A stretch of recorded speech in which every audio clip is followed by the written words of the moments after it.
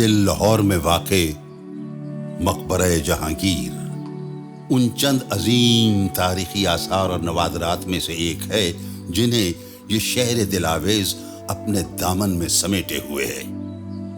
लाहौर शहर से चंद किलोमीटर के मुसाफत पर वाक़े शाहदरा के इलाके में अजमत रफ्ता और मुगलिया जाहो जलाल की कहानी सुनाता यह मकबरा अजीम मुगल बादशाह जहांगीर की आखिरी आरामगाह है, जिसे मुगलिया फन तामीर का एक बेमिसल शाहकार कहा जा सकता है।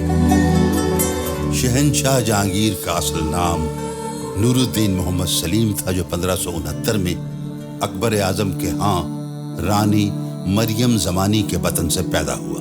जहांगीर का जो असल नाम था वो था सलीम, और फिर उसको शेखू बाबा कहते थे, वो शेख के वजह से शेख सलीम चिश्ती के नाम।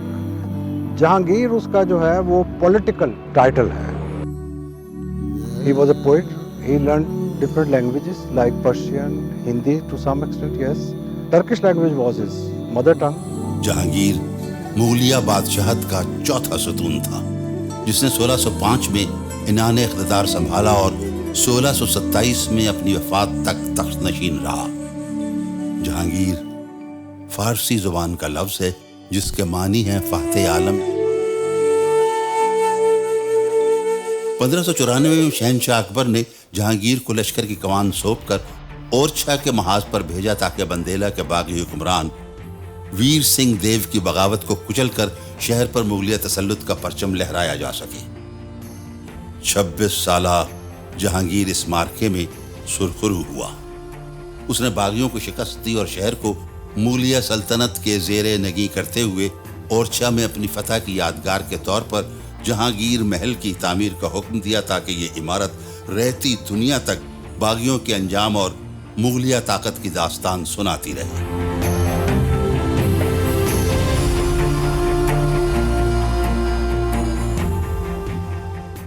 सोलह 1605 में शहनशाह अकबर की वफात के 8 रोज बाद सिर्फ 36 बरस की उम्र में कश्मीर से रास कुमारी तक फैले मुगलिया इक़्तिदार का तख्त जहांगीर के सुपुर्द हुआ।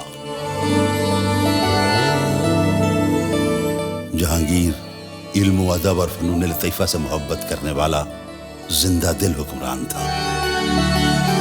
इसने जो डेवलप खुद किया है वो है एक तो art of painting, science of zoology and science of botany was promoted. Mughal तहजीब के फ़रोग़ में इसका बहुत अहम किरदार है। अपने 22 साला दौरे बादशाहत में जहांगीर ने मुतअद्दिद काबिल रश्क इस्लाहात की और कई बड़े और तामीरी मंसूबों को अमली जामा पहनाया। जहांगीर ने सल्तनत भर में मुफ्त इलाज के लिए मतब बनवाए, कुएं तामीर करवाए और मजलूमों के लिए निज़ाम इंसाफ को बेहतर किया। उसने अपने महल के साथ एक जंजीर बंधवाई जिसे जंजीर अदल कहा जाता था। इस जंजीर को हिलाने से झनकार जहांगीर के महल में भी सुनाई देती थी, जिस पर वो फौरी मुतवज्जो होकर साइल की दाद रसी करता।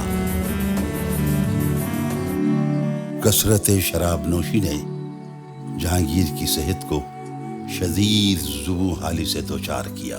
ये 14 प्याले रोज पीता था शराब के। ये 3 लीटर से ज्यादा बनती है। कहता है कि 8 मैं दिन में पीता था और 6 रात में पीता। ताहम अंदरूनी बगावत के नतीजे में सिप्पा सालार महाबत खान के हाथों कैद के बाद जहांगीर की सेहत मजीद मसाइल से दोचार हो गई। दमा का मर्ज था और ये साफ आबो हवा के खातर ये फिर अक्सर कश्मीर जाता था। जब कोई दवा और हीला काम ना आया तो जहांगीर ने अफगानिस्तान और कश्मीर की सेहत का इरादा किया कि शायद ये पुरफजा मकामात उसकी तेजी से गिरती हुई सेहत की राह में बंद बांध सके। ताहम ये तदबीर भी कारगर साबित न हुई। कश्मीर से लाहौर वापसी के सफर में भिंबर के मकाम पर जहांगीर की सेहत बिल्कुल ही जवाब दे गई और वो जिंदगी की बाजी हार गया। जहांगीर की मैयत को लाहौर लाकर दरियाए रावी के किनारे बाग दिलकशा में दफन कर दिया गया। ये बाग अकबर के करीबी साथी नवाब मेहदी कासिम खान ने 1557 में दरियाए रावी के पार तामीर करवाया था। جہانگیر کی 20ویں اور آخری زوجہ نور جہاں جب جہانگیر کے عقد میں آئی تو اس نے اس باغ کو اپنی تحویل میں لے کر اس کا نام دلکشا باغ رکھ دیا، جس کے معنی ہے دل کو کھینچنے والا باغ۔ نور جہاں نے اس باغ کی عمارات میں اضافہ کیا اور اس کو وہ رونق اور دلاویزی بخشی کہ یہ لاہور کے باغوں کا تاج کہلانے لگا۔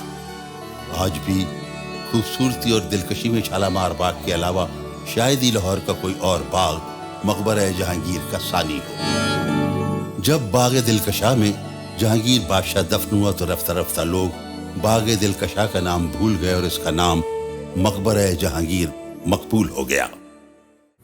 نور جہاں نے مقبرہ جہانگیر کی تعمیر کا آغاز کیا، تاہم اسے جہانگیر کے بیٹے شاہ جہان نے پایہ تکمیل تک پہنچایا، جس پر اس زمانے میں 10 لاکھ روپے لاگت آئی۔